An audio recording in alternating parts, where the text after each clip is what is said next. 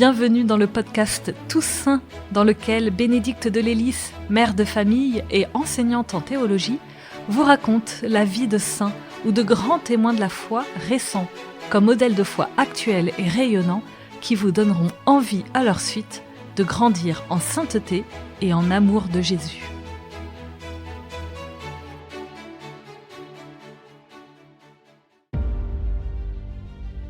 Dans cet épisode, je vais vous raconter la vie du bienheureux Marcel Callot.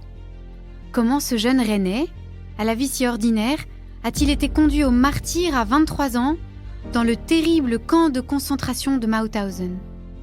Comment l'existence de cet apôtre de feu peut-elle nous inspirer? C'est ce que nous allons voir.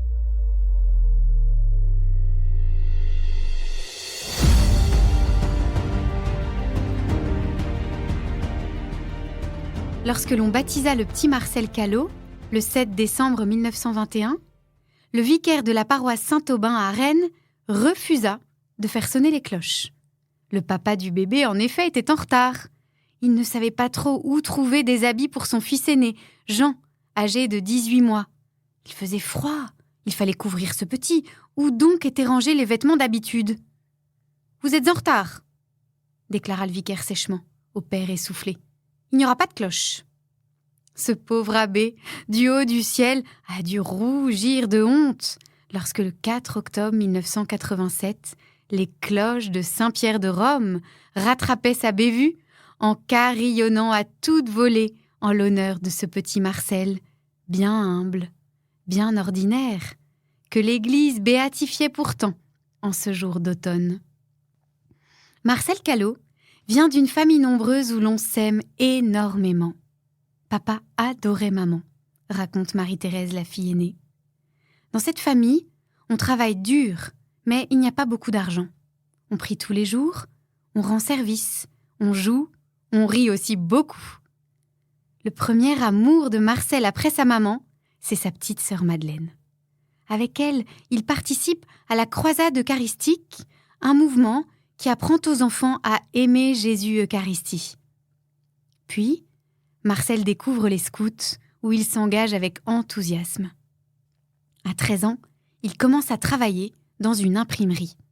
Mais en découvrant la vie d'ouvrier, il est déconcerté et mal à l'aise.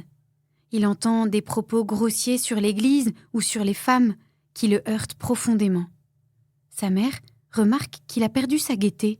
« Que t'arrive-t-il, Marcel ? » ?»« Oh maman, si tu savais ce que j'entends !»« Je vais t'apprendre une prière à la Sainte Vierge, que tu diras en allant au travail, » déclare Madame Callot après avoir écouté les peines de son fils.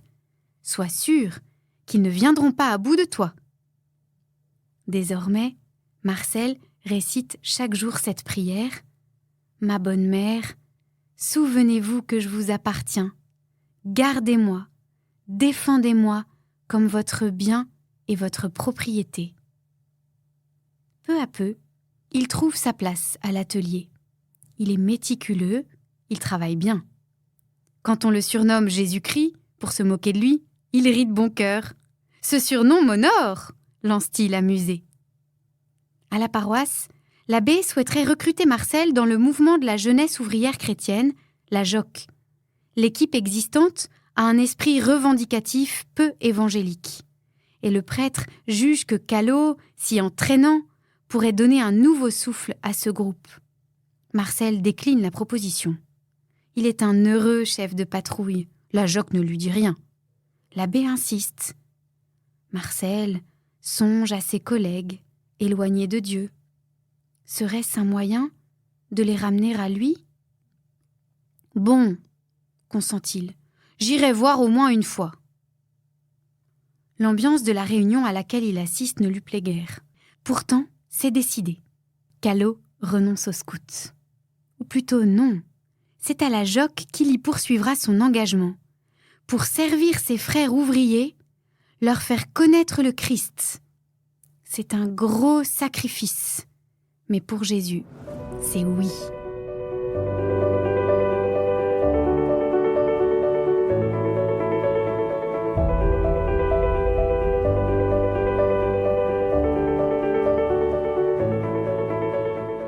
Au début, Callot agace. Mais plus le temps passe, plus il se sent à sa place. Les jossistes ont la vocation d'être apôtres dans le monde du travail, y porter la lumière du Christ. À 17 ans, Marcel, qui a fini par gagner l'estime de tous, est élu président de sa section. Le samedi, il déambule dans les rues où traînent des jeunes désœuvrés. Peu à peu, il les entraîne à la paroisse où le soir on s'amuse, on chante, on prie, on se forme. La Seconde Guerre mondiale va cependant faire basculer son destin. Un jour où les jeunes jossistes sont rassemblés clandestinement afin de vendre des bons de solidarité pour les prisonniers, Marcel, encombré de papiers, se tient au milieu du trottoir, embarrassé.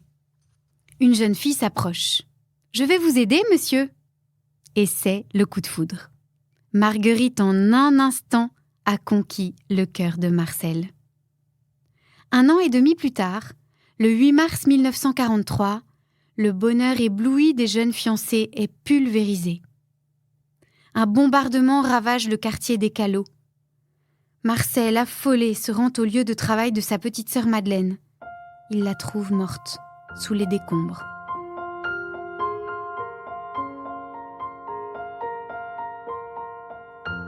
Deux jours plus tard, la veille des obsèques, il reçoit une convocation en Allemagne pour le service du travail obligatoire. Que peut-il faire ? Prendre le maquis ? Sa famille pourrait être inquiétée. Son frère Jean ne pas recevoir la prêtrise. Il ne veut leur faire courir aucun danger. Dans les larmes, il se détermine. Il ira, mais pas comme simple travailleur, comme missionnaire. Le 19 mars, le cœur brisé, il part en Allemagne. Là-bas, les premiers temps, c'est la désolation. Il n'arrive pas à surmonter le chagrin de la mort de sa petite sœur, de la séparation avec sa famille, avec Marguerite. La nourriture le rend malade. Doucement, il se laisse aller.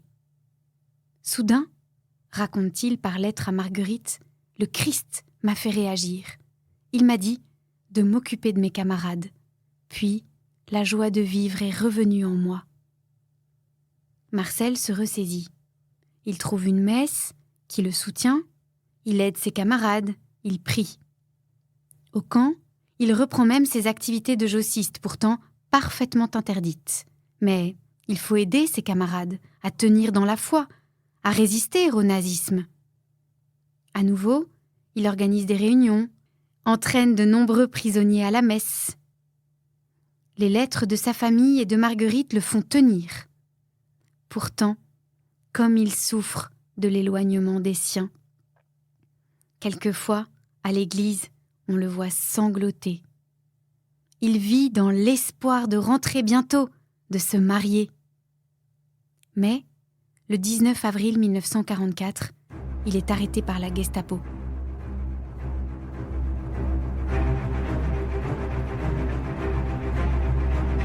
Pour quel motif ? La réponse est nette. Monsieur est beaucoup trop catholique. Marcel est emprisonné dans une pièce avec un prêtre, plusieurs séminaristes et d'autres jeunes chrétiens. En tout, ils sont 12. Leur cellule est nommée l'Église. La journée, ils travaillent. Le soir, ensemble, ils prient ardemment devant une croix de fleurs que l'un d'eux, un jardinier, a fabriquée. Plus de courrier. Mais Jésus est au milieu d'eux. Marcel tient bon.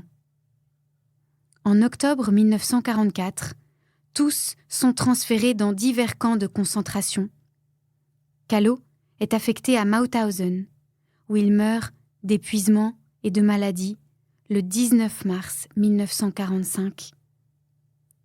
C'est comme missionnaire qu'il était parti, comme trop chrétien qu'il meurt. Cher Marcel Callot, enseigne-nous ta tendresse délicate pour ceux que nous aimons, ta pureté de regard, ton cœur embrasé du désir de faire connaître le Christ. Nous te prions pour les scouts, pour les fiancés, pour tous les jeunes de la terre.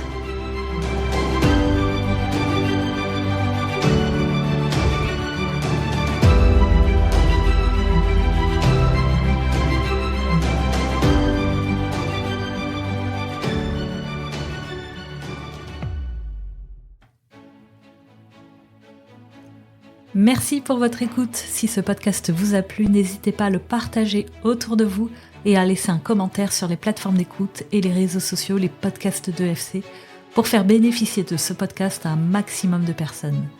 Et pour une Toussaint encore plus fervente, n'hésitez pas à télécharger l'appli Conversio. Élaborée par une équipe de laïcs et de prêtres missionnaires de la miséricorde divine, cette appli vous propose de vivre durant cette Toussaint, du 1er au 8 novembre, un parcours sur les fins dernières pour augmenter en vous le désir du ciel et de la sainteté.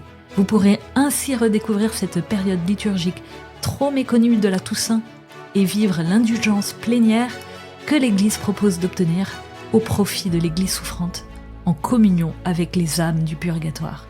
À la semaine prochaine!